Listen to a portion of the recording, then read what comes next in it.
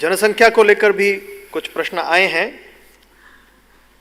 पूछने वाले बंधुओं के नाम हैं रामसागर शुक्ला जी, अजय कुमार जी, हिमांशु अवस्थी जी, मनन कुमार मिश्रा जी, अम्बरीश कुमार जी, उदय सिंह चौहान जी, ब्रिगेडियर पीके पोपली जी। देश के कई हिस्सों में बदलता जनसांख्यिकीय स्वरूप और हिंदू जनसंख्या की घटती वृद्धि दर को संघ कैसे देखता है? क्या जनसंख्या नियंत्रण के लिए कानून बनाया जाना चाहिए? 50 साल बाद भारत में हिंदुओं की स्थिति क्या होगी? जनसंख्या से क्या विकास प्रभावित हो रहा है? संघ इसे कैसे देखता है? संघ का इसके बारे में प्रस्ताव है, उसी का वर्णन मैं करता हूं। जनसंख्या का विचार जैसे एक बोझ के रूप में होता है, क्योंकि मुंह बढ़ेंगे तो खाने को देना पड़ेगा, रहने को जगह देनी पड़ेगी, पर्यावरण का उपयोग ज्यादा होगा तो है। लेकिन जनसंख्या काम करने वाले हाथ भी देती है।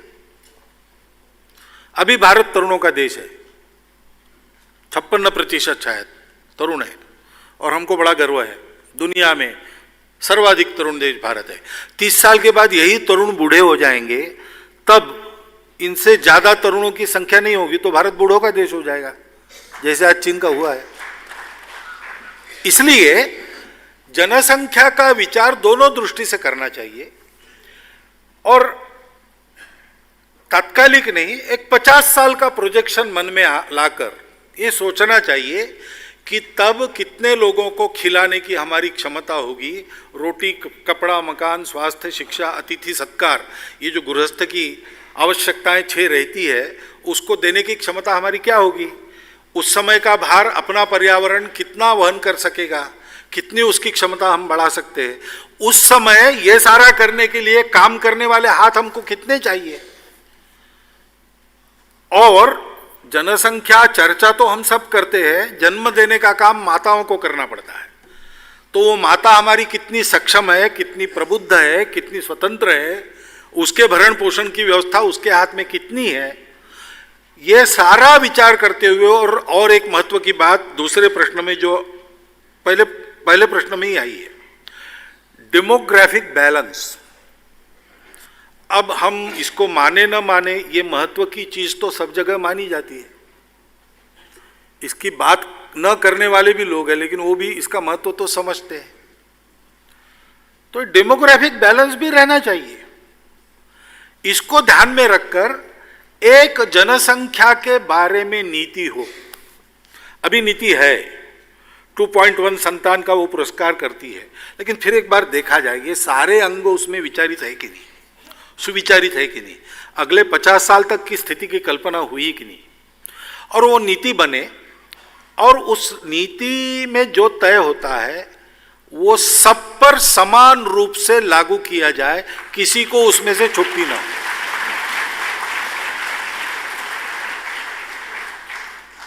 जहां समस्या है वहां पहले उपाय हो। यानी जहां बच्चों को पालन करने की क्षमता नहीं है लेकिन बहुत बच्चे हो रहे हैं, उनकी परवरिश ठीक नहीं होगी तो अच्छे नागरिक नहीं मिलेंगे, वहां पहले उपाय हो। जहां ऐसा नहीं है वहां लागू तो करना है सब पर, उन पर भी, लेकिन थोड़ा बाद में किया तो भी चलेगा। लेकिन ये कानून बनाकर लागू करने से स्वीकार करेंगे लोग, ऐसा नहीं है। मैं स्वयं 1 साल सरकारी नौकरी में था और फैमिली प्लानिंग कैंपेन का वो पीक था, तो हम सब किसी भी डिपार्टमेंट को हमको ये काम करना पड़ता था। तब गांव-गांव में जाकर मैंने इसके लिए प्रचार किया है और देहातियों के प्रश्न सब सुने हैं। मन बनाना पड़ेगा, सबका मन बनाना पड़ेगा। धैर्य से सोचना, ठीक से सोचना, पूरा सोचना, सोचकर तय करना, जो तय किया है उसके बारे में जनता का मन बनाना और इसको समान रूप से सब पर लागू करना, ये होना चाहिए। उसके उपकारी होंगे, फायदे ही होंगे। और इसमें और एक बात ध्यान में रखनी चाहिए कि जन्म दर की एक बात है। अब हिंदुओं का जन्म दर घट रहा है या बढ़ रहा है, जो भी आप कहेंगे, इसके लिए नीति जिम्मेवार केवल नहीं रहती है, तो सोच भी रहती है। उचित सोच क्या हो परिवार में संतान, क्योंकि संतान कितनी ये केवल देश का प्रश्न नहीं, एक एक परिवार का भी प्रश्न है।